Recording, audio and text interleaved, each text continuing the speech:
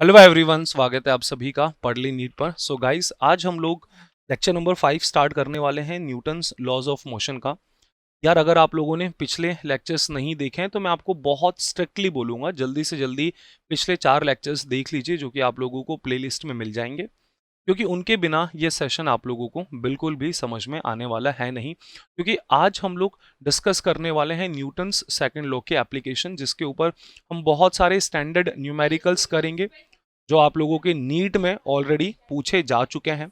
तो बड़े ध्यान से हम लोगों को आज का सेशन सुनना है।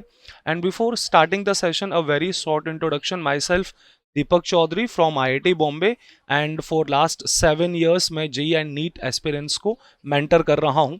सो दोस्तों, न्यूटन्स सेकंड लॉ आप ऑलरेडी जानते हैं कि यार एग्जैक्टली क्या होती है, ठीक है। न्यूटन सेकंड लॉ का जो बेसिक स्टेटमेंट है, जो हमने पढ़ा था हमारे लेक्चर नंबर 1 पे, वो ये था कि एक पार्टिकल पर लगने वाला जो नेट फोर्स होता है वो किसके इक्वल होता है, that is equals to rate of change of momentum, right. So I can write net force is equal to rate of change of momentum, so that is equals to dp by dt। यहां पर p represent कर रहा है momentum को, and we know very well कि momentum का formula होता है that is mass into velocity. अच्छा दोस्तों, आप लोगों को ये बात पता है कि हम लोग इस चैप्टर में जो डील कर रहे हैं वो एक फिक्स्ड पार्टिकल के साथ डील कर रहे हैं। सो आई कैन से कि जो मास हमारे पास होगा वो मास दोस्तों कांस्टेंट होगा, ठीक है जी। अगर मास कांस्टेंट होगा तो अब बड़े ध्यान से देखिएगा, इस इक्वेशन को अगर मैं डिफरेंशिएट मारता हूं that is dp by dt, so can आई से मैं m को कॉमन निकाल सकता हूं क्योंकि मास तो कांस्टेंट है। आप लोगों का m कॉमन आ जाएगा तो आपके पास बचेगा क्या, that is dv by dt।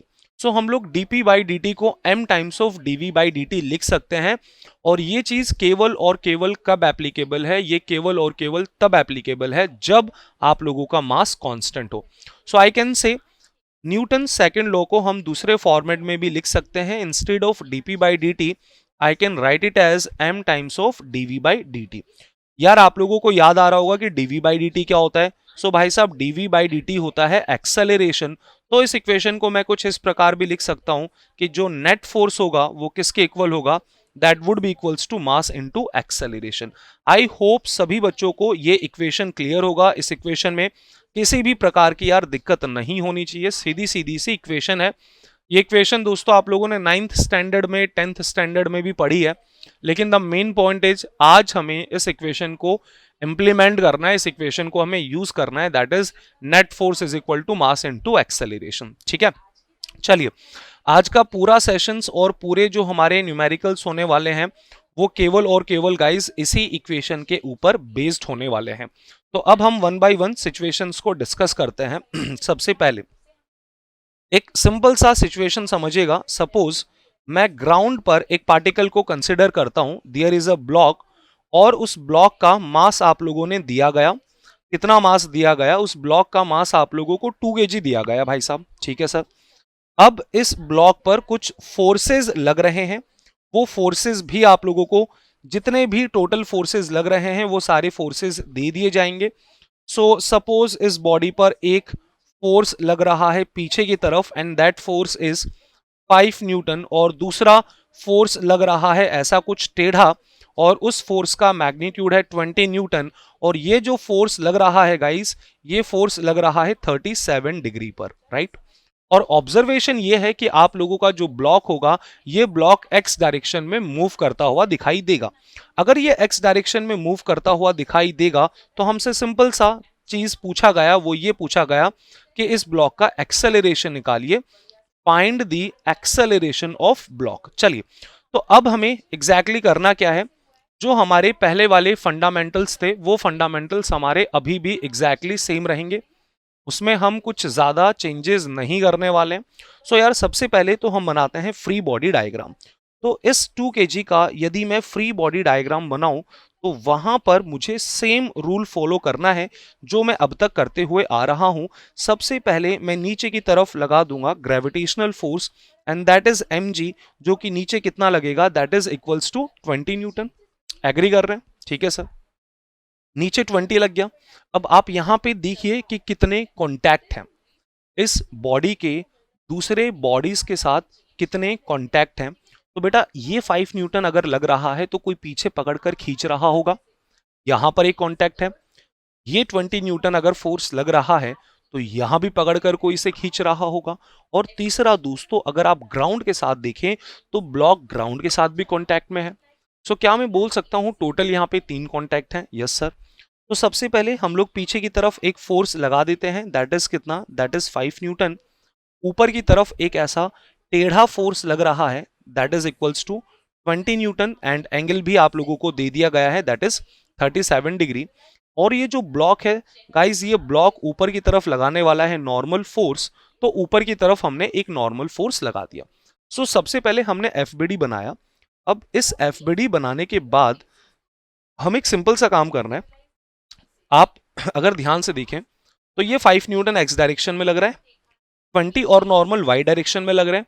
पर बच्चों ये जो 20 न्यूटन है, ये 20 न्यूटन ऐसा टेढ़ा लग रहा है कुछ एंगल पर। तो हमें सबसे पहला काम क्या करना होता है, जितने भी हमारे टेढ़े फोर्सेस हैं उन सारे टेढ़े फोर्सेस के कंपोनेंट्स ले लेने हैं यार। चलिए तो इनके कंपोनेंट्स लेते हैं। तो अगर हम कंपोनेंट्स करेंगे दोस्तों, तो ये जो 20 न्यूटन 37 डिग्री पर लगेगा, इसके दो कंपोनेंट्स, एक मिलने वाला है आगे हॉरिजॉन्टल डायरेक्शन में, एक मिलने वाला है ऊपर। हॉरिजॉन्टल डायरेक्शन में जो कंपोनेंट होगा दैट वुड बी 20 cos 37, और यदि हम इसकी वैल्यूज पुट करें 20 cos 37, we know that very well cos 37 is 4/5। 5 20 को कैंसिल करेगा तो 4 आएगा, और 4 इंटू 4 आपको 16 मिलने वाला है। So this 20 cos 37 is equal to 16। तो इसे हमने भाई साहब 16 लिख दिया। ऊपर की तरफ बच्चों जो कंपोनेंट आएगा दैट वुड बी 20 sin 37। इसकी भी अगर हम लोग वैल्यूज पुट करते हैं तो ये वैल्यूज क्या आएंगी, so that would B 20 sin 37 is 3/5। 5 20 को कैंसिल करेगा 4 से, and what is 4 into 3 guys, 4 into 3 is 12। तो ये हमें सीधा सीधा भाई साहब मिल गया 12 के इक्वल। ठीक है, चलो अब भाई साहब अगली बात पे अगर हम बात करें तो हमें ये बात बहुत अच्छे से पता है कि जो हमारा ब्लॉक मूव करेगा तो दोस्तों ये मूव करेगा एक्स डायरेक्शन में। अब आप इस चीज को बड़े ध्यान से सुनिएगा। आपकी जो दो परपेंडिकुलर डायरेक्शंस होती हैं वो एक दूसरे के इंडिपेंडेंट होती हैं। दैट मीन्स अगर ये ब्लॉक एक्स डायरेक्शन में मूव कर रहा है तो वाई डायरेक्शन में इसके फोर्सेस बैलेंस्ड हैं, क्योंकि इसका जो मोशन है वो तो एक्स डायरेक्शन में ही है। और यदि मोशन एक्स डायरेक्शन में है दैट मीन्स वाई डायरेक्शन के फोर्सेस बैलेंस्ड हैं। हालांकि हमें उनके अंदर इंटरेस्ट भी नहीं है, फिर भी मैं एक बार के लिए इक्वेशन लिख देता हूं कि वाई डायरेक्शन में कौन कौन से फोर्सेस बैलेंस हैं। तो ऊपर की तरफ जो भी फोर्सेस होंगे वो नीचे की तरफ लग रहे होंगे। तो हम यहां पे बोलेंगे कि यदि हम वाई डायरेक्शन में देखते हैं सर, तो ऊपर की तरफ लग रहा है normal plus 12 is equal to जो फोर्सेस नीचे की तरफ लग रहे हैं दैट इज इक्वल्स टू 20। इस इक्वेशन की मदद से बेसिकली ये आपने फोर्स बैलेंसिंग की है वाई डायरेक्शन में। इस इक्वेशन की मदद से आप नॉर्मल फोर्स निकाल सकते हैं। तो नॉर्मल आपका होगा 20 minus 12 that is 8 Newton.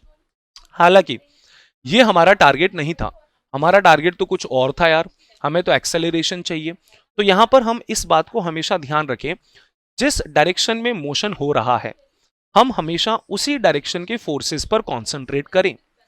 For example इस केस में आप लोगों का जो मोशन हो रहा था वो एक्स डायरेक्शन में हो रहा था, तो आपको वाई डायरेक्शन में बिल्कुल भी जाने की जरूरत नहीं है। अब हम अगर बात करते हैं कि सर एक्स डायरेक्शन में कैसे हम इस इक्वेशन को लिखेंगे, तो दोस्तों आप अगर एक्स डायरेक्शन में देखते हैं तो दो फोर्स लग रहे हैं, आगे 16 और पीछे की तरफ 5, और ये ब्लॉक आगे की तरफ एक्सेलरेटेड भी है। सो मैं सीधा सीधा न्यूटन सेकंड लॉ लगाऊंगा, and that is net force is equal to what, net force is equal to M A. ठीक है बॉस, कोई दिक्कत नहीं है, net force is equal to M A. तो जो नेट फोर्स है आगे 16 पीछे 5, so can I write it as 16 minus 5, बिल्कुल लिख सकते हैं, is equal to M A. Mass कितना है, मास इसका 2 है, एक्सेलरेशन इसका a है।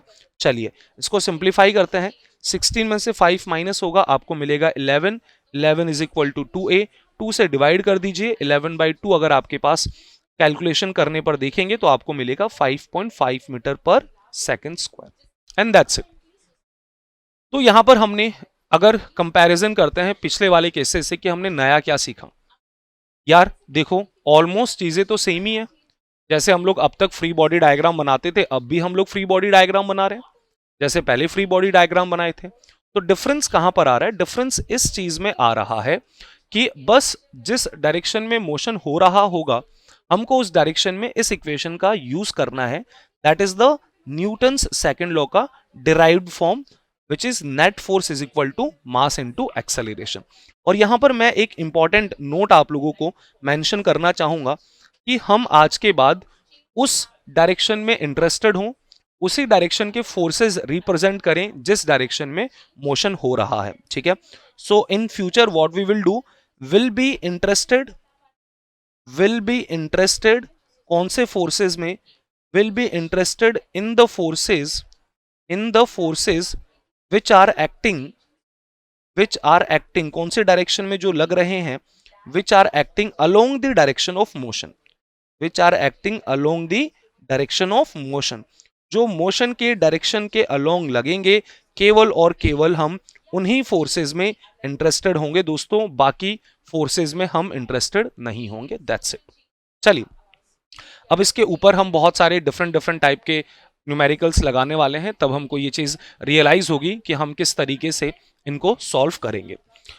बच्चों अब हम यहां पे डील करते हैं थोड़ा सा नॉर्मल फोर्स वाली सिचुएशन के साथ।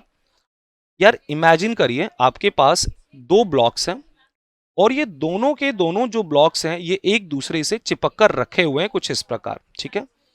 और ये दोनों ब्लॉक्स दोस्तों ग्राउंड पर एक दूसरे से कनेक्टेड हैं कुछ ऐसे, ठीक है। पहले ब्लॉक का मास आप मान लीजिए कि 2 kg है, दूसरे ब्लॉक का मास आपको 3 kg दिया हुआ है। हम इस चैप्टर के बाद एक नया टॉपिक स्टार्ट करेंगे, दैट इज फ्रिक्शन। जब तक दोस्तों हम फ्रिक्शन नहीं पढ़ते हैं तब तक आप लोगों को अज्यूम करना है हम जिन भी सरफेस के साथ डील करेंगे वो सरफेस दोस्तों स्मूथ होंगी। हम जिन भी सरफेस के साथ डील करेंगे बेटा वो सारी की सारी सरफेस स्मूथ होंगी। और अब आपको ये बोल दिया गया कि इन दोनों ब्लॉक्स पर आगे की तरफ एक फोर्स लग गया है, और कितना फोर्स लग गया? That force is equal to 10 newton. आपको निकालना क्या क्या है? आप लोगों ने दो चीजें निकालनी है। सबसे पहली चीज भाई अगर इनके ऊपर फोर्स लगेगा तो ये दोनों ही ब्लॉक्स आगे मूव करने लगेंगे, तो आपको सबसे पहला निकालना है इन दोनों ब्लॉक का acceleration. So first we have to find the acceleration of blocks. Second चीज बच्चों ये दोनों ब्लॉक्स एक दूसरे के कांटेक्ट में है। अगर ये एक दूसरे के कांटेक्ट में है तो उन दोनों के बीच में नॉर्मल फोर्स भी लगेगा, तो वो नॉर्मल फोर्स भी हमें निकालना है, normal force between two blocks, ठीक है। तो ये भाई साहब हमें दो चीजें यहां पर फाइंड आउट करनी है जो कि हम स्टेप बाय स्टेप करेंगे। फाइन, चलिए सर। तो सबसे पहली चीज जो हमारा बेसिक फंडामेंटल स्टेप है वो ये है कि हम लोग फ्री बॉडी डायग्राम बनाएंगे। सबसे पहले कुछ सोचना ही नहीं है, कुछ समझना ही नहीं है, एफबीडी बना दो यार सबसे पहले। तो अगर मैं फ्री बॉडी डायग्राम बनाता हूं 2 kg का, तो जो रूल्स हम फॉलो कर रहे हैं अब तक सेम रूल्स हम यहां पर फॉलो करने वाले हैं। सबसे पहले नीचे की तरफ ग्रेविटेशनल फोर्स लगा दीजिए। तो बच्चों नीचे की तरफ ग्रेविटेशनल फोर्स mg नीचे लगने वाला है, इसका मास है 2, एक्सेलरेशन है 10, तो 2 × 10 यदि हम करेंगे so that is equals to 20। फिर बच्चों अब हम यहां पे बात करते हैं कॉन्टैक्ट की कि 2 kg ब्लॉक के कितने कॉन्टैक्ट हैं बाकी बॉडीज के साथ। तो सबसे पहला कॉन्टैक्ट तो आप देखिए ये 10 न्यूटन का फोर्स यहां लग रहा है, तो कोई इसे पकड़ के पुश कर रहा होगा, एक कॉन्टैक्ट हो गया। दूसरा कॉन्टैक्ट दोस्तों 2 kg का ग्राउंड के साथ भी है, तो ये दूसरा कॉन्टैक्ट हो गया। और तीसरा कॉन्टैक्ट बेटा 2 kg और 3 kg आपस में भी तो जुड़े हुए हैं यार, तो अगर वो आपस में भी जुड़े हुए हैं, आपस में भी चिपके हुए हैं, तो वहां भी एक कॉन्टैक्ट होगा। तो टोटल 3 कॉन्टैक्ट हो गए, और यदि टोटल 3 कॉन्टैक्ट हो गए तो टोटल 3 फोर्स आएंगे। तो सबसे पहले तो मैं इस डायरेक्शन में लगा देता हूं, दैट इज 10 न्यूटन जो कि आपका एक्सटर्नल फोर्स है। ग्राउंड दोस्तों ऊपर की तरफ नॉर्मल लगाने वाला है, वो हम लगा देते हैं, दैट इज N1। और 2 और 3 बेटा दोनों आपस में जुड़े हुए हैं, तो हम लोगों ने डिस्कस किया था नॉर्मल फोर्स में इनके बीच एक नॉर्मल फोर्स लगेगा जो कि away from the common surface होता है, और नॉर्मल फोर्स हमेशा सरफेस के परपेंडिकुलर होता है। तो अगर आप 2 kg और 3 kg को देखते हैं तो 2 kg और 3 kg के जो बच्चा जो सरफेस है जो कांटेक्ट में है बेटा वो ये वाली सरफेस है, तो इसके परपेंडिकुलर फोर्स कैसा लगेगा? नॉर्मल 2 kg पर नॉर्मल इस तरफ लगेगा दोस्तों, और 3 kg पर जो नॉर्मल लगेगा वो इस डायरेक्शन में लगेगा। Let's say we will represented by n, तो मैं बोल दूंगा कि 2 kg पर सर इस तरफ एक नॉर्मल फोर्स लग रहा है। तो ये आप लोगों का एफबीडी बन गया। किसका एफबीडी बन गया? 2 kg ब्लॉक का। ठीक है, चलो, तो आई होप सभी बच्चों को 2 kg वाले ब्लॉक का एफबीडी क्लियर होगा। अगर 2 kg का एफबीडी क्लियर है तो अब हम यहाँ पे ड्रॉ करेंगे, अब हम यहाँ पे डिस्कस करेंगे 3 kg ब्लॉक का एफबीडी। तो रूल्स तो यार एकदम सेम लगेंगे एफबीडी के जो पहले होते थे। पहले mg लगा दीजिए, ग्रेविटेशनल फोर्स दैट इज कितना 30, फाइन, ओके सर। कॉन्टैक्ट देखो, 3 kg का एक कॉन्टैक्ट ग्राउंड के साथ है, बिल्कुल, और दूसरा एक कॉन्टैक्ट 2 kg ब्लॉक के साथ है। इसके अलावा कोई भी कॉन्टैक्ट नहीं है। तो ग्राउंड क्या बोलेगा 3 kg को कि भाई साहब आपके ऊपर तो नॉर्मल ऊपर लगेगा, और दोस्तों 2 kg वाला 3 kg पर जो नॉर्मल लगाएगा वो आगे की तरफ लगाएगा। ठीक है, सो गाइस, मैंने सबसे पहला जो हमारा काम होता है हमेशा इस चैप्टर में, जो कि मैं आपको बहुत स्टार्टिंग से बोल रहा हूं, वो होता है फ्री बॉडी डायग्राम बनाना। वो हमने बना दिया। अब हम एक दूसरे कॉन्सेप्ट के ऊपर थोड़ा सा डिस्कशन कर लें। बच्चों, ये जो 2 kg और 3 kg हैं, ये दोनों एक दूसरे से चिपके हुए हैं। अब ये अगर दोनों एक दूसरे से चिपके हुए हैं, दैट मीन्स ये दोनों साथ साथ चलेंगे। अगर आप थोड़ी देर बाद देखेंगे तो यहां पर कहीं ना कहीं 2 kg होगा और 3 kg यहां इससे चिपका हुआ होगा। अब आपको इस बात को जरा समझने की कोशिश करनी है कि जब दो बॉडीज साथ में चलती हैं, जब दो बॉडीज एक साथ चलती हैं, तो उनकी जो वेलोसिटी होगी और उनका जो एक्सेलरेशन होगा वो एकदम सेम होगा। बहुत सिंपल सा एग्जांपल मैं आप लोगों को देता हूं। फॉर एग्जांपल, सपोज यार आप गाड़ी के अंदर बैठ के जा रहे हो, ठीक है, और गाड़ी कुछ स्पीड से चल रही है, जो भी उसका स्पीड हो, वॉटेवर, हमें उसमें इंटरेस्ट नहीं है। तो भाई अगर गाड़ी आपकी जा रही है 10 मीटर पर सेकंड से, तो उस गाड़ी के अंदर जो ड्राइवर बैठा है बेटा, उसकी स्पीड भी कितनी होगी? 10 मीटर पर सेकंड ही होगी। गाड़ी के टायर की स्पीड भी 10 मीटर पर सेकंड होगी। गाड़ी के अंदर जितनी भी चीजें मौजूद हैं सबकी ही स्पीड कितनी होगी? 10 मीटर पर सेकंड होगी, क्योंकि साथ में अगर आप ट्रेवल करोगे तो आपकी स्पीड, आपका एक्सेलरेशन सब कुछ सेम होने वाला है। ठीक है जी, तो यहां से हम क्या कंक्लूजन निकालेंगे कि ये जो दो ब्लॉक्स हैं 2 kg और 3 kg वाले, चूंकि ये एक दूसरे से जुड़े हुए हैं, एक दूसरे से चिपके हुए हैं, so guys they are going to move together. ये दोनों साथ साथ चलने वाले हैं, इनका एक्सेलरेशन सेम होगा। अगर 2 kg का एक्सेलरेशन 3 है, सॉरी, अगर 2 kg का एक्सेलरेशन ए है तो 3 kg का भी एक्सेलरेशन ए ही होगा, because they are moving together. Fine sir. अच्छा, जस्ट थोड़ी देर पहले मैंने आप लोगों को एक चीज मेंशन की थी जो आपका टाइम सेव करेगी। वो चीज ये थी, आप लोग सबसे पहले देखिए मोशन किस डायरेक्शन में हो रहा है। तो क्लियरली जब ये फोर्स एक्स डायरेक्शन में लगेगा तो इन दोनों ब्लॉक्स को भी एक्स डायरेक्शन में ही मूव करवाएगा। तो क्या मैं बोल सकता हूं मोशन एक्स डायरेक्शन में हो रहा है? यदि मोशन एक्स डायरेक्शन में हो रहा है तो केवल और केवल एक्स डायरेक्शन वाले फोर्सेस आपके काम के हैं। एक्स डायरेक्शन वाले forces he equation of motion में हेल्प करेंगे। जो फोर्सेस वाई डायरेक्शन में लग रहे हैं वो कोई भी काम के नहीं है। तो यार बेटर होगा हम वाई डायरेक्शन वाले फोर्सेस को हटा दें, क्योंकि ये अनइवन हमें कंफ्यूज करेंगे। हमारा मोशन एक्स डायरेक्शन में हो रहा है तो हम केवल और केवल एक्स डायरेक्शन वाले फोर्सेस यहां पे शो करते हैं। चलिए, अब अगर हम इसका इक्वेशन लिखें, और वो इक्वेशन है net force is equal to M A. तो यदि आप 2 kg को देखेंगे तो आप लोगों का जो 2 kg का ब्लॉक है ये आगे की तरफ मूव कर रहा होगा ए एक्सेलरेशन से, और इवन 3 kg का ब्लॉक भी आगे की तरफ मूव कर रहा होगा ए एक्सेलरेशन से। अब हम इक्वेशन लिखते हैं। इक्वेशन क्या है? Net force is equal to M A. तो आगे की तरफ इसके ऊपर लग रहा है फोर्स 10, पीछे की तरफ लग रहा है n, and this net force is equal to M A. Mass है 2, एक्सेलरेशन है a, so this is the equation number 1। Right guys, ये आप लोगों का इक्वेशन नंबर 1 हो गया। ठीक है सर, ये अगर हमारा इक्वेशन नंबर 1 क्लियर है तो अब हम दूसरे ब्लॉक के लिए लिखते हैं। इस वाले ब्लॉक के लिए अगर आप देखें तो इसके ऊपर तो केवल और केवल n ही लग रहा है, और केवल n ही लग रहा है, तो नेट फोर्स n हो गया is equal to M A. Mass इसका 3 है, एक्सेलरेशन इसका a है, तो दिस इज इक्वेशन नंबर 2। तो ये आप लोगों की सेकंड इक्वेशन हो गई। ठीक है भाई साहब, दो इक्वेशंस है। और दोस्तों अगर आप यहाँ पे वेरिएबल्स देखें, वेरिएबल्स मतलब जो चीज हमें फाइंड आउट करनी है, जो चीज हमें पता नहीं, वो भी दो वेरिएबल है, क्योंकि हमें क्या क्या फाइंड आउट करना है। एक तो हमें एक्सेलरेशन फाइंड आउट करने को बोला गया था, और दूसरा दोस्तों हमें नॉर्मल फोर्स फाइंड आउट करने को बोला था। अगर आपके दो वेरिएबल्स हैं, उनको सॉल्व करने के लिए आपको दो इक्वेशंस चाहिए होती हैं। तीन वेरिएबल्स हैं तो तीन इक्वेशंस चाहिए, चार वेरिएबल हैं चार इक्वेशंस, जितने वेरिएबल्स हैं हमें उतनी इक्वेशंस चाहिए होती हैं। तो यहाँ पे हमारे पास चूंकि दो इक्वेशंस हैं, अब हम इन्हें कैसे सॉल्व करेंगे दोस्तों, इन दोनों इक्वेशंस को हम सीधा सीधा ऐड कर देते हैं। अगर हम इक्वेशन 1 और 2 को ऐड करेंगे तो लेफ्ट हैंड साइड देखिए, -n प्लस n कैंसिल हो जाएगा तो आपको मिलेगा 10, और राइट हैंड साइड अगर आप ऐड करोगे तो बच्चों 2a प्लस 3a ऐड होकर आपको क्या देगा, ये आपको देगा 5a। तो आपके पास इक्वेशन मिली that is 10 is equal to 5a। Simplify करेंगे, 5 10 को कैंसिल करेगा तो आपको एक्सेलरेशन मिलेगा 2। So your acceleration is 2 metre per second square. So guys what is the acceleration here, acceleration is 2 metre per second square. ये आपका acceleration आ गया। ठीक है, चलो सर एक्सेलरेशन तो आ गया।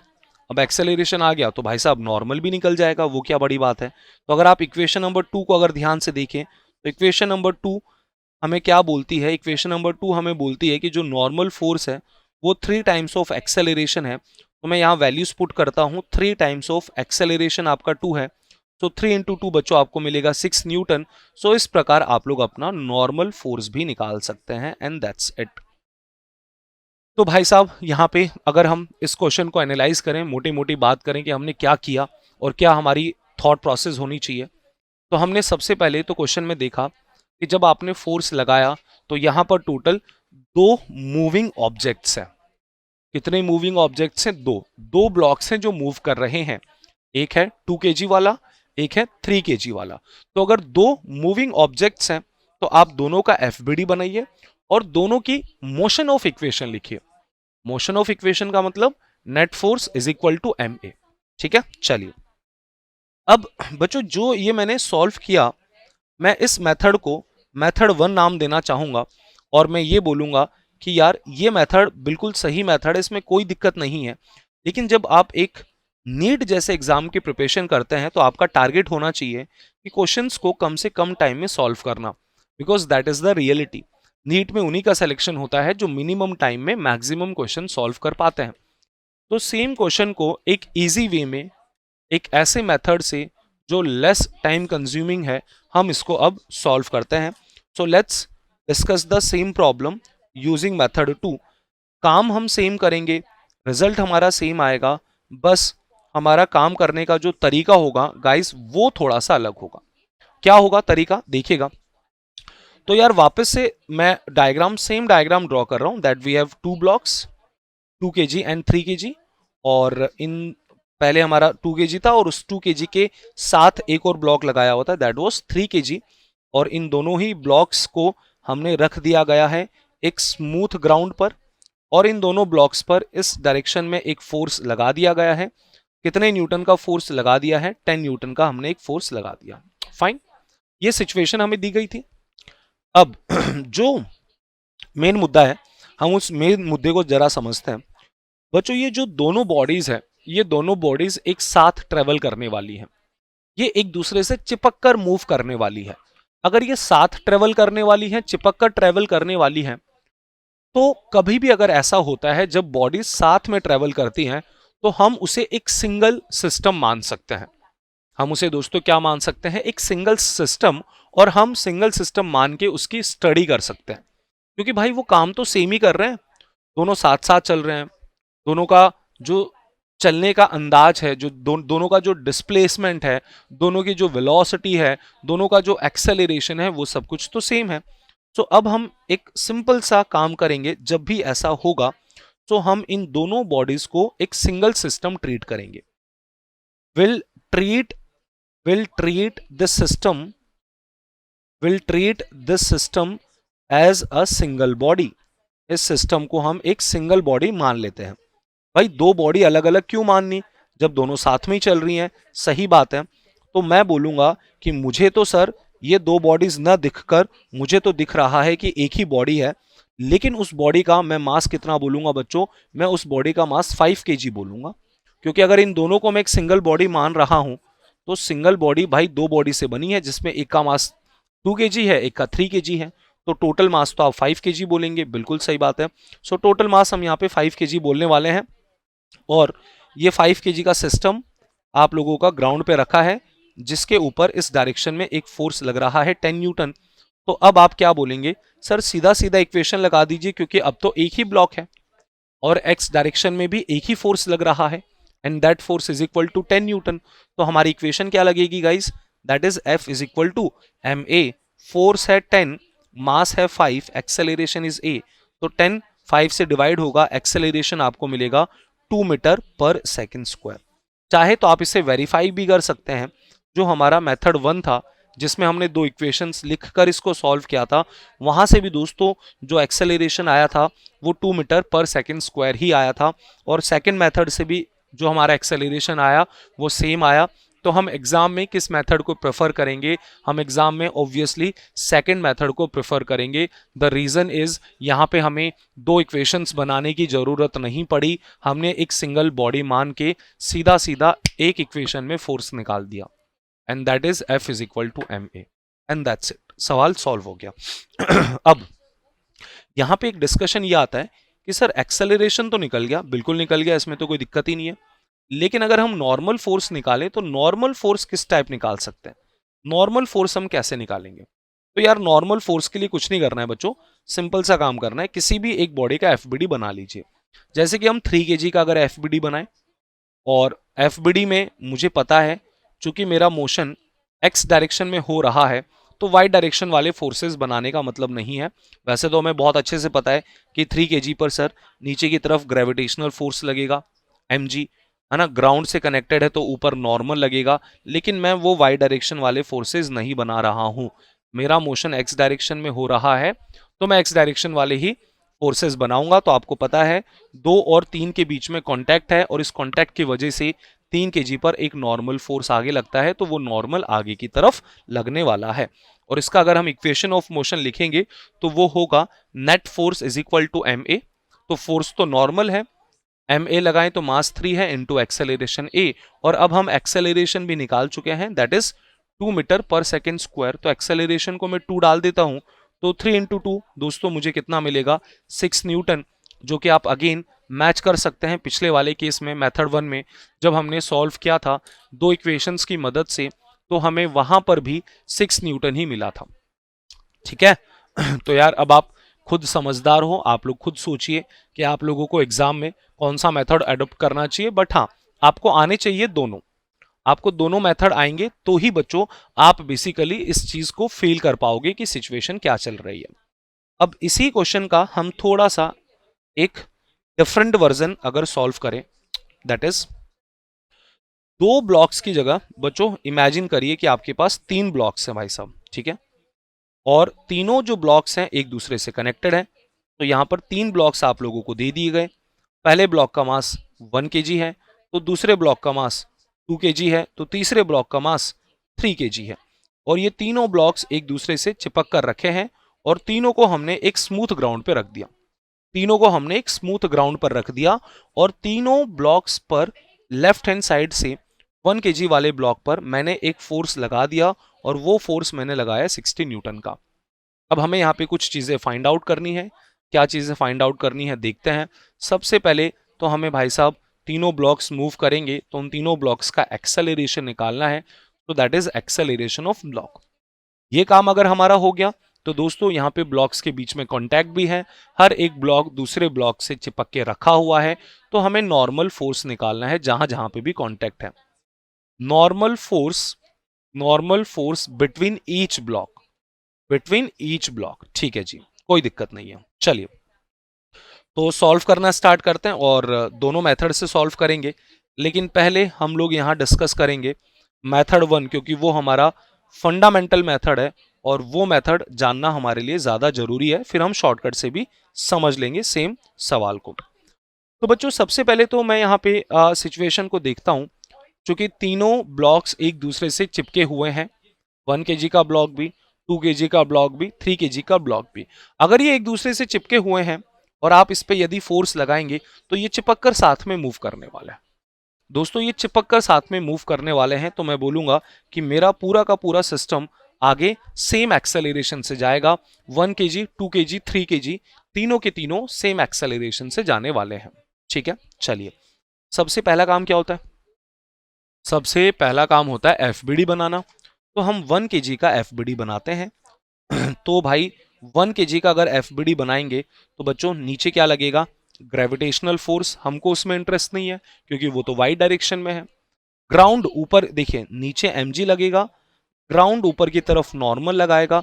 दोनों ही फोर्स हमारे बिल्कुल भी काम के नहीं है क्योंकि दोनों के दोनों फोर्सेस वाई डायरेक्शन में लग रहे हैं, और यदि वाई डायरेक्शन में लग रहे हैं तो हमारे लिए यूजलेस है। हमारा मोशन तो एक्स में हो रहा है। तो चलिए अब एक्स में हो रहा है तो एक्स के फोर्सेस देखते हैं। तो 1 kg के लेफ्ट हैंड साइड आपको दिख रहा है कि इस तरफ सर एक फोर्स लगेगा, और कितना फोर्स लगेगा?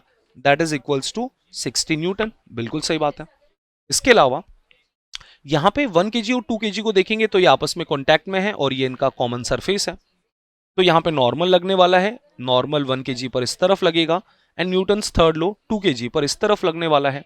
दोनों का मैग्नीट्यूड सेम होगा। उस नॉर्मल को मैंने n1 नाम दे दिया। उस नॉर्मल को दोस्तों मैंने क्या नाम दे दिया? n1। वापस से आप देख लीजिए, चूंकि आपका 1 kg और 2 kg एक दूसरे के कॉन्टैक्ट में है तो this is the common surface बेटा। And if this is the common surface तो 1 kg पर नॉर्मल इस तरफ लगेगा तो 2 kg पर नॉर्मल इस तरफ लगेगा। एनीवेज हम अभी 1 kg का एफबीडी बना रहे हैं तो हम बोलेंगे कि सर 1 kg पर नॉर्मल इस तरफ लगा दीजिए और इसका वैल्यू होगा n1। इसका वैल्यू कितना होगा दोस्तों? इसका वैल्यू होगा n1। तो ये एफबीडी बन गया आपका 1 kg का। चलिए after this let's draw the free body diagram of 2 kg। 2 kg का फ्री बॉडी डायग्राम कैसा होगा? वापस से मैं आप लोगों को यह बात बता दूं कि वाई डायरेक्शन के फोर्सेस बनाने का कोई मतलब नहीं। एक्स डायरेक्शन में देखें तो 2 kg के दो कॉन्टैक्ट हैं।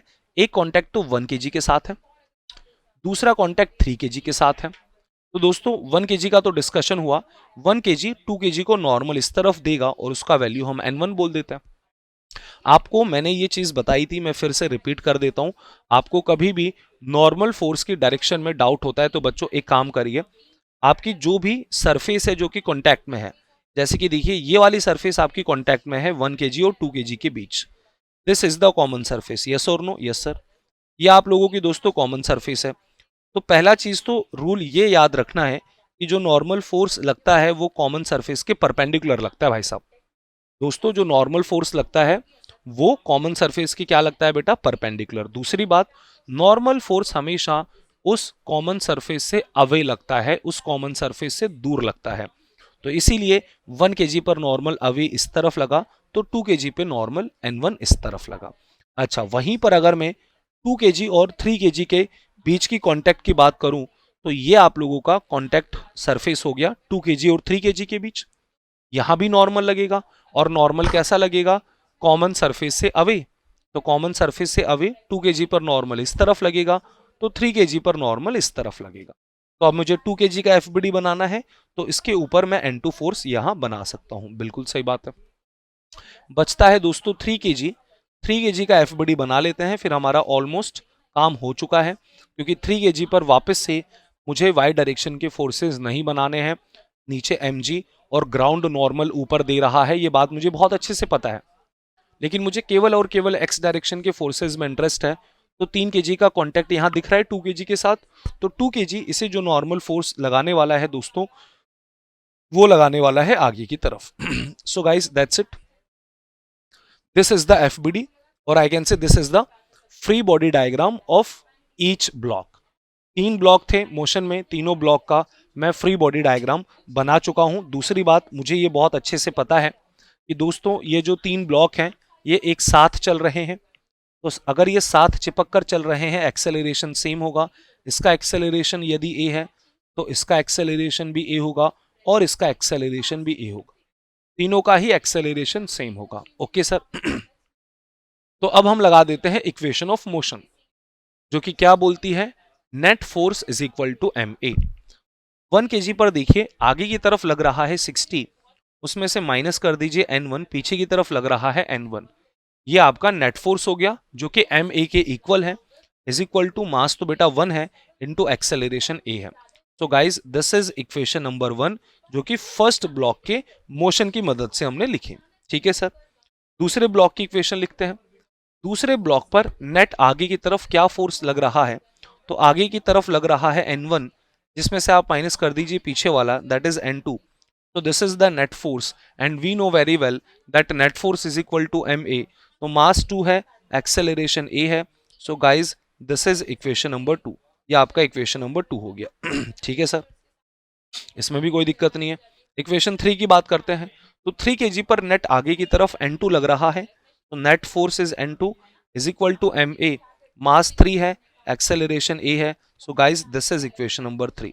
तो बच्चों जैसे कि मैंने आपको बोला था, यहाँ पर 3 बॉडीज हैं जो कि मोशन कर रही हैं, तो हमने तीनों का इक्वेशन सबसे पहले लिख देना है।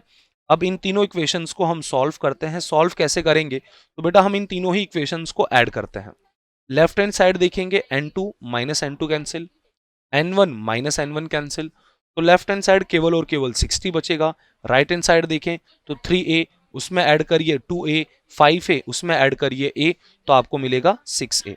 सिंपल सी ये हम लोगों ने कैलकुलेशन करी, और ये सिंपल सी कैलकुलेशन करने के बाद हमारे पास आ गया 60 इज इक्वल टू 6a, और ये क्लियरली 6 कैंसिल होगा, तो हमें एक्सेलरेशन यहाँ पे पता चल जाएगा।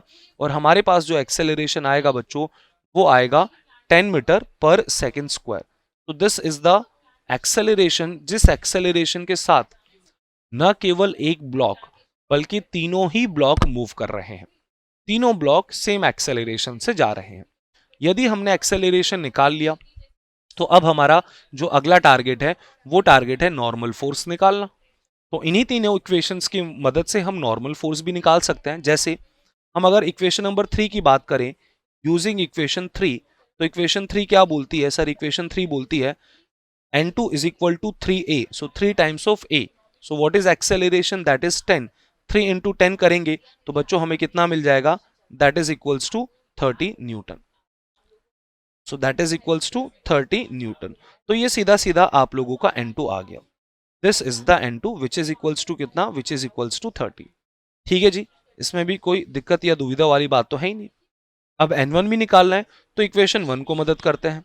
इक्वेशन 1 की मदद लेते हैं। सो यूजिंग इक्वेशन 1, इक्वेशन 1 हमारी क्या बोलती है, left hand side 60 minus N1 is equal to a। N1 को इस तरफ ले लीजिए, तो आप लोगों को क्या मिलेगा, 60 minus a, and we know the value of a is equal to 10। तो बेटा a का वैल्यू 10 डाल दो, a निकाल ही चुके हैं, तो a का वैल्यू 10 डालेंगे, 60 में से 10 माइनस करेंगे तो हमें मिलेगा दोस्तों 50 newton. So that's it. So भाई साहब हमें जितनी भी चीजें पूछी गई थी हमने वो सारी चीजें निकाल ली हैं। हमसे एक्सेलरेशन पूछा था, एक्सेलरेशन आ गया। नॉर्मल बिटवीन ब्लॉक्स पूछा था, तो दो नॉर्मल फोर्सेस आ गए N1 और N2, क्योंकि इस बार दो कांटेक्ट हैं, एक 1 और 2 kg के बीच, और एक कांटेक्ट है 2 और 3 kg के बीच। अब इस क्वेश्चन को अगर मैं कंपेयर करता हूं पिछले क्वेश्चन से, पिछला क्वेश्चन क्या था जहां पे केवल और केवल दो ब्लॉक्स थे, तो दोनों क्वेश्चंस में बहुत ज्यादा सिमिलरिटी है। बस डिफरेंस ये है कि पिछली बार दो ब्लॉक्स मोशन में थे, इस बार दो की जगह 3 आ गया, that is the only difference. ठीक है, चलिए अब हम सेम क्वेश्चन को दूसरे मेथड से सॉल्व करते हैं जिसमें टाइम कम लगता है, और जो हम लोगों को एडॉप्ट करना है जिसमें हम सिंगल सिस्टम मान लेते हैं। तो now let's discuss method 2। Method 2 में बच्चों वापस से आप लोगों के पास 3 ब्लॉक्स हैं। ठीक है, तो ये 3 ब्लॉक्स हमने यहाँ पे बना दिए भाई साहब। अब मैं तो एक ही बात जानता हूं, ये तीनों ब्लॉक्स अगर एक साथ चल रहे हैं तो हम इनको 3 कंसीडर क्यों कर रहे हैं। सबसे पहले मास मेंशन कर देते हैं, this is 1 kg, 2 kg, 3 kg, और इनके ऊपर लग रहा है एक force, and that is equals to 60 newton. तो यार बिल्कुल सही बात है, अगर 3 ब्लॉक्स एक साथ चल रहे हैं, सेम एक्सेलरेशन से चिपक कर चल रहे हैं, तो क्या मैं ऐसा बोल सकता हूं उन तीनों ब्लॉक्स को एक सिंगल बॉडी मान लिया जाए। बिल्कुल बोल सकते हैं सर। तो उन तीनों ब्लॉक्स को हमने एक सिंगल बॉडी बोल दिया, जिसका मास कितना है, दैट इज 6 kg। जिसका मास कितना है दोस्तों, दैट इज 6 kg। और इस 6 kg के ब्लॉक पर एक फोर्स लग रहा है आगे की तरफ, और वो जो फोर्स लग रहा है वो फोर्स कितना लग रहा है, that force is equal to 60 newton. That force is equal to 60 newton. अब हम क्या बोलेंगे कि यार net force is equal to M A कर देते हैं, सीधी सी बात है।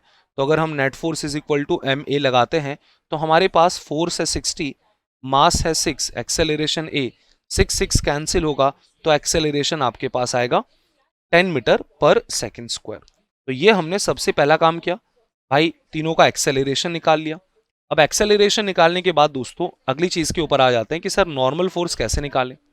तो नॉर्मल बड़ी आसानी से निकाल सकते हैं। जैसे मुझे N2 निकालना है तो आप देखिए बच्चों 3 kg को आप देखो ना, 3 kg को आगे की तरफ कौन लेके जा रहा है, क्योंकि 3 kg आपका कांटेक्ट में है 2 kg के साथ, जो कि इसके ऊपर N2 नॉर्मल लगाएगा।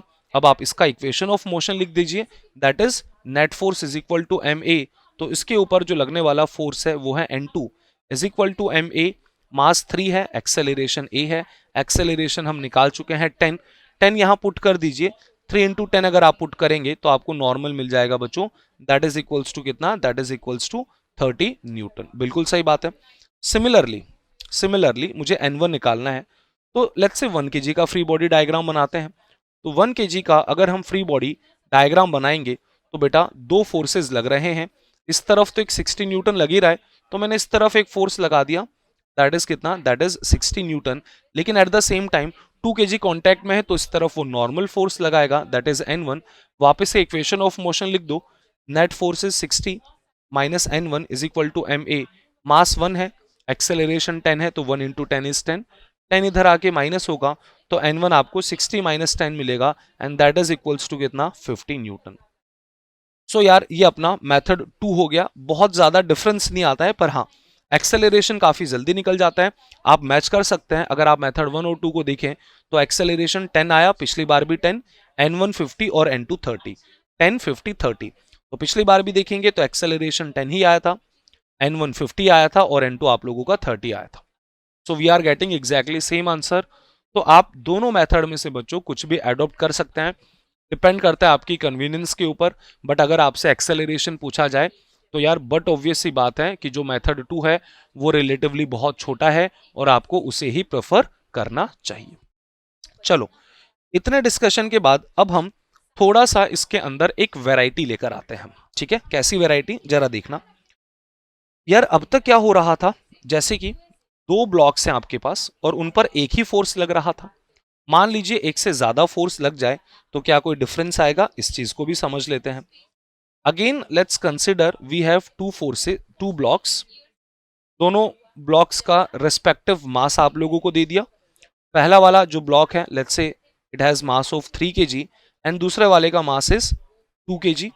इसके ऊपर मैंने एक फोर्स लगाया जिसका मैग्नीट्यूड आपको दे दिया है 50 न्यूटन, और इसके पीछे की तरफ एक फोर्स लगाया जिसका मैग्नीट्यूड आप लोगों को दे दिया है दैट इज 20 न्यूटन। ये दो फोर्सेस आपको दे दिए, एक 50 न्यूटन और एक 20 न्यूटन। करना क्या है, करना कुछ नहीं है भाई, कोई नया काम नहीं करना, वही काम करना है जो हम अब तक करते हुए आ रहे हैं। हमको दो चीजें निकालनी है, फर्स्ट ऑफ ऑल इनका एक्सेलरेशन निकालना है एंड सेकेंडली हमें इनके बीच में लगने वाला नॉर्मल फोर्स निकालना है। और बच्चों अब हम सिंपल सा यहाँ पे डायरेक्टली शॉर्टकट से डील करने वाले हैं। तो सॉल्यूशन इसका जरा देखते हैं ध्यान से।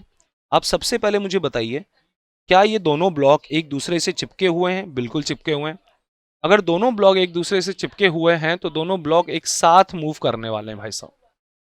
ये जो दोनों ब्लॉक्स हैं गाइस 3 kg के और 2 kg के, ये दोनों एक दूसरे से चिपके हुए हैं तो ये दोनों एक साथ मूव करने वाले हैं। तो मैं इनको एक सिंगल बॉडी मान सकता हूं, बिल्कुल मान सकता हूं। तो मैं इनको यदि एक सिंगल बॉडी मान लूं तो मैं बोलूंगा कि सर 3 kg और 2 kg मिलकर कितना बन जाएगा, ये मिलकर बच्चों बन जाएगा 5 kg। सीधी सीधी बात है, ठीक है सर, मिलकर 5 kg बन गया। जिस 5 kg पर दो फोर्सेस लग रहे हैं, आगे की तरफ एक फोर्स लग रहा है दैट इज 50 न्यूटन और पीछे की तरफ भी एक फोर्स लग रहा है दैट इज इक्वल्स टू कितना बच्चों, that is equals to 20 newton. ठीक है सर, अब ये दो फोर्सेस लग रहे हैं तो अब हम इक्वेशन लिखते हैं। इक्वेशन हमारी क्या है, इक्वेशन हमारी है net force is equal to M A. तो इस इक्वेशन की हम हेल्प लेते हैं, net force is equal to M A. तो आगे 50 पीछे 20, 50 में से 20 आप लोगों ने माइनस करना है। टोटल मास की अगर मैं बात करूं तो वो 5 है, एक्सेलरेशन ए है। 50 में से 20 माइनस होगा तो आपको मिलेगा 30 इज इक्वल टू 5 है। 530 को कैंसिल करेगा तो गाइज एक्सेलरेशन आपके पास आ जाएगा 6 मीटर पर सेकेंड स्क्वायर। देखिए कितने जल्दी कितने प्यार से आपका काम हो गया, बहुत ही जल्दी आपने इस मेथड की मदद से एक्सेलरेशन निकाल दिया, जो कि किसके इक्वल निकल कर आया, दैट इज इक्वल्स टू 6। ठीक है जी। सर अब रही बात नॉर्मल फोर्स की, नॉर्मल कैसे निकालेंगे? तो भाई साहब नॉर्मल फोर्स भी निकाल लेते हैं। उसके लिए मुझे एफबीडी बनाना पड़ेगा 2 kg वाले ब्लॉक का। 2 kg वाले ब्लॉक का यदि मैं एफबीडी बनाता हूं, और पूरा एफबीडी बनाने का मतलब नहीं है, क्योंकि मोशन आप लोगों का एक्स डायरेक्शन में हो रहा है, तो आप केवल और केवल वही फोर्स बनाइए जो एक्स डायरेक्शन में लगेंगे। तो सर एक्स डायरेक्शन में सबसे पहला तो ये 20 न्यूटन लग रहा है, जो कि पीछे की तरफ एक्ट कर रहा है, राइट। तो पीछे की तरफ एक फोर्स लगा F2 and that is equals to कितना, 20 न्यूटन। अच्छा 3 kg और 2 kg एक दूसरे के साथ कांटेक्ट में है, तो 3 वाला 2 kg पर इस तरफ नॉर्मल फोर्स लगाएगा, तो इस तरफ आपका नॉर्मल फोर्स आ गया, इसमें भी कोई दिक्कत नहीं है। अब हम क्या बोलेंगे सर, नेट फोर्स का इक्वेशन लिख देते हैं। तो नेट फोर्स जो कि आगे की तरफ लग रहा है, that is N minus 20 is equal to MA, mass 2 है, एक्सेलरेशन A है। माइनस 20 को उधर ले जाएं, प्लस 20 होगा, plus 2 times of acceleration. Acceleration हम ऑलरेडी कैलकुलेट कर चुके हैं, दैट इज इक्वल्स टू 6। तो एक्सेलरेशन की जगह मैंने यहां 6 लिख दिया। ऐड कर लो 20 प्लस 12, तो दोस्तों आप लोगों को मिलेगा दैट इज 32 न्यूटन। तो आप लोगों का नॉर्मल फोर्स निकल कर आ गया। कितना निकल कर आया यार नॉर्मल फोर्स? नॉर्मल फोर्स आपका निकल कर आया 32 न्यूटन, एंड दैट्स इट, सवाल खत्म। इससे ज्यादा हमें इसमें कुछ दिमाग लगाने की जरूरत नहीं है, इससे ज्यादा हमें इसमें कुछ सोचने की जरूरत नहीं है। इतना अगर हम कर लेते हैं, सो that is sufficient enough for us guys, इतना हमारे लिए सफिशिएंट है। चलो इसमें अब थोड़ी थोड़ी और डिफरेंट डिफरेंट टाइप की हम वेराइटीज देखते हैं। बच्चों इस चैप्टर में मैं आपको पहले भी बता चुका हूं, हमें एक चीज के साथ बहुत ज्यादा डील करना होता है, and that is known as inclined plane. आप इसे इंक्लाइंड प्लेन के भी नाम से जानते हैं, या इसे वेज भी बोला जाता है। ये क्या चीज होती है यार? सिंपल सा एक चीज, आप लोगों ने बचपन में यार एक वो उस टाइप के झूले नहीं होते थे, आप ऊपर बैठ जाते थे और ऐसे नीचे फिसल कर नीचे आ जाते थे, तो इस टाइप के स्ट्रक्चर को हम इंक्लाइन प्लेन बोलते हैं। इनफैक्ट आप लोगों ने कार पार्किंग के टाइम देखा होगा, इवन अपने घर पर भी दोस्तों, क्योंकि जो नॉर्मली घर होते हैं वो कुछ हाइट पर होते हैं, तो कार को अगर ऊपर लेकर जाना है तो एक ऐसा टेढ़ा टेढ़ा सीमेंट से एक स्ट्रक्चर बना दिया जाता है, तो इस तरीके के स्ट्रक्चर को हम इंक्लाइन प्लेन बोलते हैं। सपोज ये जो इंक्लाइन प्लेन है ये ग्राउंड से थीटा एंगल बना रहा है, so such kind of structure, or I can say such kind of body is known as inclined plane। अब यार मैं क्या करूंगा, प्रैक्टिकली इस इंक्लाइन प्लेन को बार बार ऐसा नहीं बना सकता हूं, तो हम फिजिक्स में बुक्स में नोट्स में इस इंक्लाइन प्लेन को पता है कैसे रिप्रेजेंट करेंगे, हम इसे एक ट्राइंगल की मदद से रिप्रेजेंट करने वाले हैं दोस्तों। हम इसको रिप्रेजेंट करेंगे एक ट्राइंगल की मदद से, और वहां पे बस थीटा एंगल लिख देंगे। अगर हमने ऐसा लिख दिया तो समझ जाइए कि वो एक इंक्लाइन प्लेन है, एंड दैट्स इट। चलिए तो अब हम थोड़ा सा इंक्लाइन प्लेन के क्वेश्चंस की तरफ चलते हैं। तो बच्चों मान लीजिए आपके पास यहां पर एक इंक्लाइन प्लेन दिया हुआ है कुछ इस प्रकार, ठीक है सर दे दिया, और आपको ये बोल दिया कि ये जो इंक्लाइन प्लेन है, ये इंक्लाइन प्लेन ग्राउंड से एकदम चिपक के है, मतलब ये इंक्लाइन प्लेन मूव करने वाला नहीं है।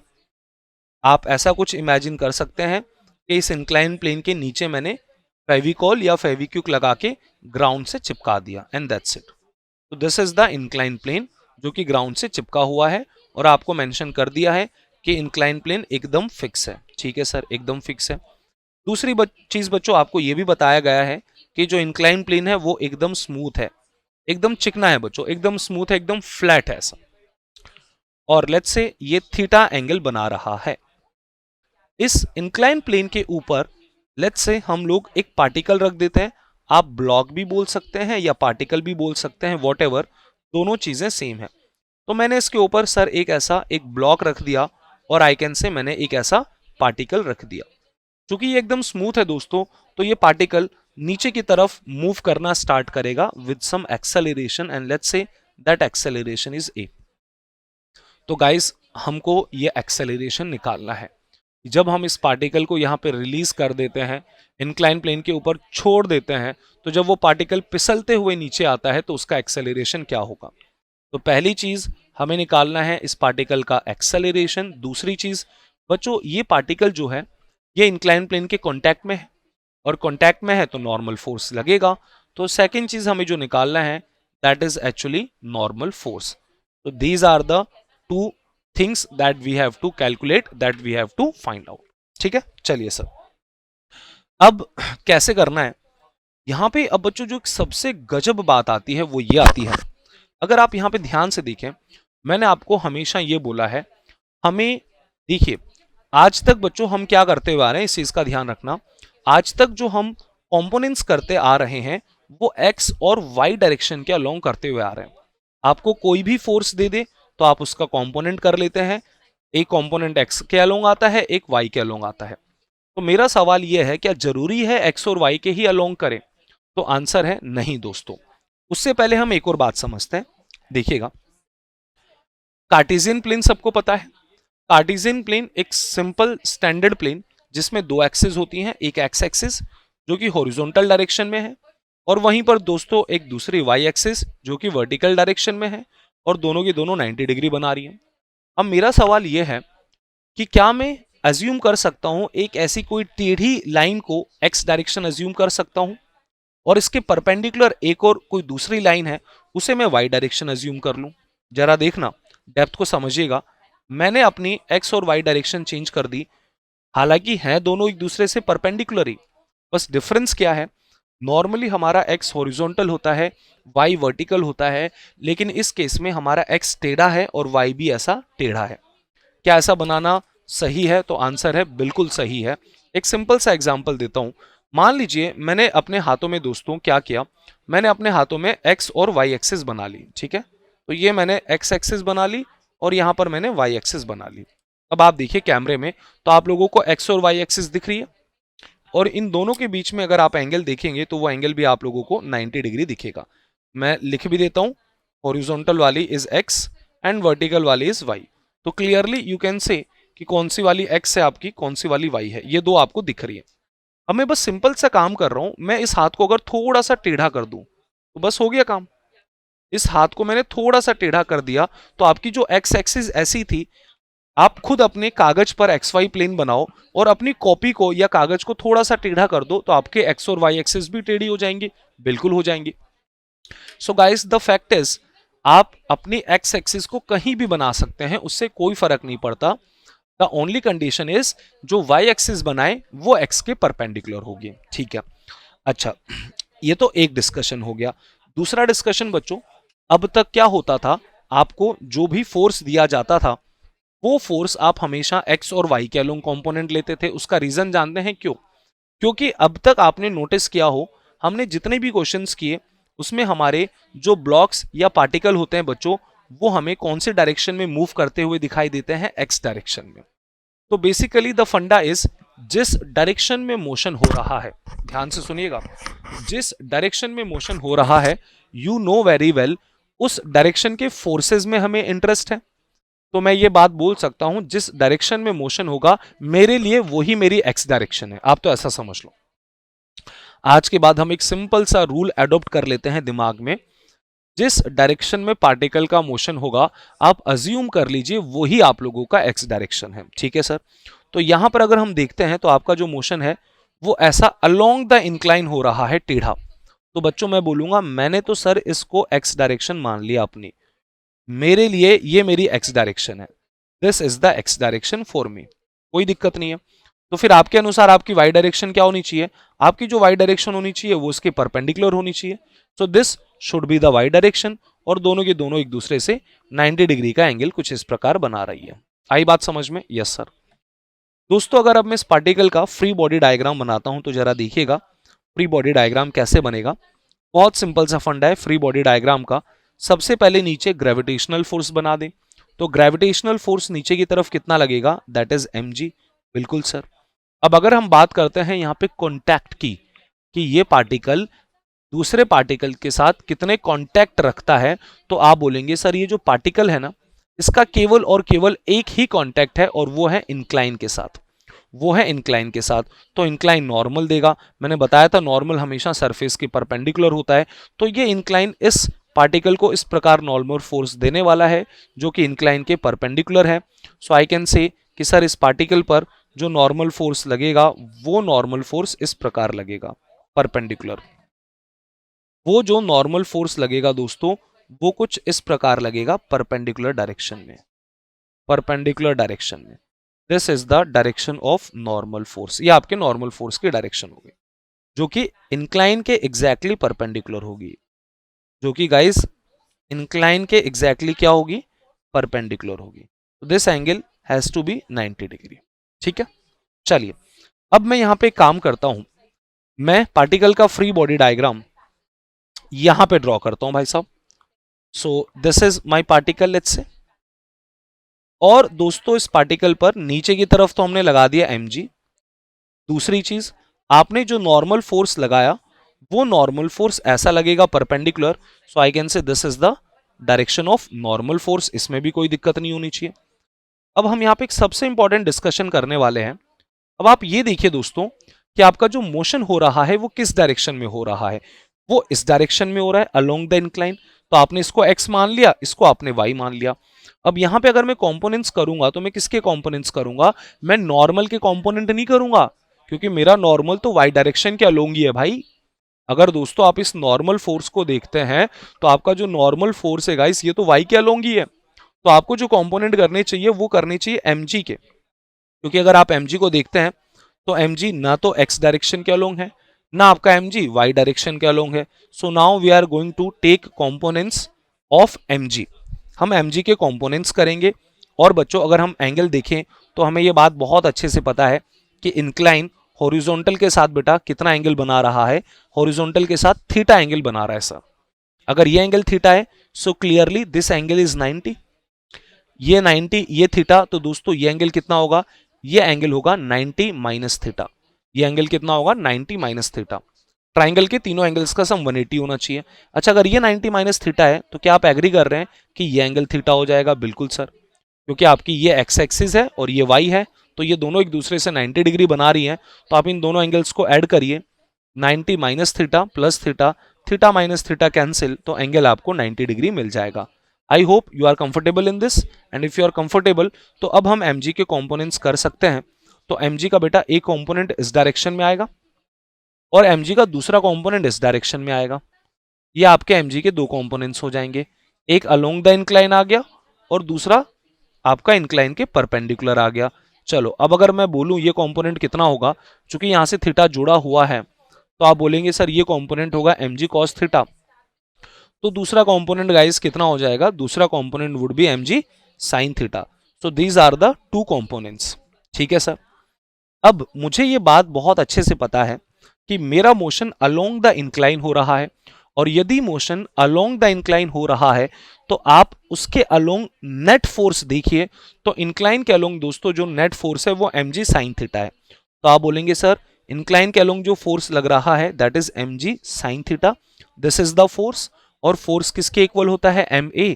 तो F is equal to ma लगा देते हैं तो क्लियरली आप लोगों का m से m क्या हो जाएगा, कैंसिल। तो आपको एक्सेलरेशन क्या मिलेगा गाइस, आपको एक्सेलरेशन मिलेगा बेटा g sin थीटा। आपको जो एक्सेलरेशन मिलेगा बच्चों वो एक्सेलरेशन किसके इक्वल मिलेगा, that is equals to g sin theta. आपका एक्सेलरेशन g sin थीटा के इक्वल आ गया।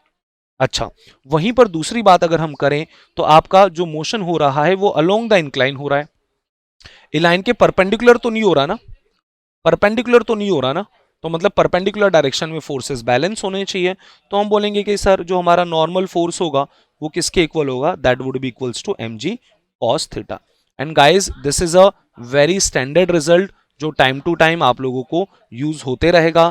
आप बस इस डिस्कशन में ये याद रखना कि हमने यहाँ पर mg के कंपोनेंट्स किए हैं, तो mg के दो कंपोनेंट्स आते हैं, एक कंपोनेंट mg sin थीटा जो कि इंक्लाइन द अलोंग आता है, जो उस पार्टिकल को नीचे खींच के लाता है, और दूसरा होता है mg cos थीटा। ठीक है, तो इस पर अगर हम एक बेसिक सा सवाल देखें, हद से ज्यादा बेसिक क्वेश्चन, तो वो यार कुछ इस तरीके से आप लोगों को वैल्यूज के साथ क्वेश्चंस जनरेट करके दे सकते हैं। मान लीजिए आपके पास एक इंक्लाइन प्लेन दे दिया जाएगा, आपको यहाँ पर एंगल दे दिया जाएगा that is let's say 37 degree, और आपको ये बात बोल दी जाएगी कि ये जो इंक्लाइन प्लेन है ये ग्राउंड के साथ एकदम फिक्स्ड है, चिपका हुआ है, और इंक्लाइन प्लेन की जो सरफेस है गाइज वो एकदम स्मूथ है, और अब इस इंक्लाइन प्लेन के ऊपर एक पार्टिकल रख दिया जाएगा और उस पार्टिकल का मास आप लोगों को गिवन है, let's say that mass is 5 kg, that mass is 5 kg। और आपसे सीधा सीधा बोल दिया कि भाई साहब बताइए दो चीजें, क्या दो चीजें बतानी है? सबसे पहले बच्चों आपको बताना है इस पार्टिकल का एक्सेलरेशन, और दूसरा आपको बताना है नॉर्मल फोर्स। तो जरा देखते हैं किस तरीके से हम इसको फाइंड आउट कर सकते हैं। So let's solve the problem. 5 kg के सबसे पहली बात तो मैं बोलूंगा भाई ग्रेविटेशनल फोर्स के दो कंपोनेंट्स याद रखने हैं। तो वो दो कंपोनेंट्स बेटा क्या थे? एक इस तरफ था जिसको पुल करता है mg sin थीटा, और एक इस तरफ था that is mg cos theta. I hope that is clear. तो इस तरफ आप बोलेंगे सर आएगा mg sin थीटा, और दूसरा कंपोनेंट इस तरफ आएगा mg cos थीटा, और इंक्लाइन नॉर्मल इस तरफ देता है, सो दैट इज द नॉर्मल। तो अगर मैं नॉर्मल की बात करना चाहूं सबसे पहले, तो मैं बोलूंगा सर नॉर्मल तो mg cos थीटा के इक्वल होता है, जो कि हम लोगों ने अभी भी डिस्कस किया था। वैल्यूज पुट कर देते हैं, मास 5 kg, g का वैल्यू 10, cos बच्चों 37 डिग्री है, so we know very well cos 37 is 4/5। तो गाइज ये 5 से 5 आपका कैंसिल होगा, और 4 इंटू 10 बेटा आपको एग्जैक्टली कितना मिलेगा? That is 40 Newton. ये आपका फर्स्ट पार्ट हो गया। इसमें कुछ भी एक्स्ट्रा एफर्ट नहीं लगाना पड़ा, सीधा सीधा नॉर्मल निकल कर आ गया। किसके इक्वल निकल कर आ गया? mg cos थीटा के इक्वल।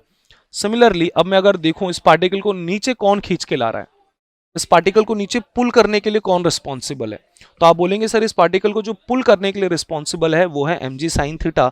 सो सॉरी, तो जो इस पार्टिकल को एक्सेलरेट करवा रहा है वो फोर्स है mg sin theta, and we know very well force is equal to ma। तो f को मैंने ma लिख दिया जो कि mg sin थीटा के इक्वल है। तो यहां पर आपका m से m क्या हो जाएगा? कैंसिल। आपको एक्सेलरेशन मिलेगा दोस्तों g sin theta, and theta is 37। Values put कर देते हैं, g 10 है, sin 37 इज 3/5, 5 10 को कैंसिल करेगा 2, एंड 3 इंटू 2 सीधा सीधा आपके पास आ जाएगा 6 metre per second square. And that's it guys, that's it for today's session, and again I am telling you will get the DPP as well as notes आपको PDF form में मिल जाएंगे description box पे, ठीक है। और दूसरी बात दोस्तों, सारी चीजें time to time Telegram channel पर अपलोड हो रही हैं, तो अगर आप चैनल को फॉलो कर रहे हैं तो दोस्तों टेलीग्राम चैनल को जल्दी से जल्दी ज्वाइन कर लीजिए। और न केवल नोट्स और पीडीएफ के अलावा, डीपीपीस के अलावा भी मैं आप लोगों को बता दूं, वहां पर रेगुलर वे में जो भी नीट से रिलेटेड इंपॉर्टेंट इन्फॉर्मेशन होती हैं वो भी वहां पे अपडेट की जाती हैं। सो मिलते हैं दोस्तों नेक्स्ट सेशन में। आज के लिए इतना ही। Thank you everyone, bye and take care.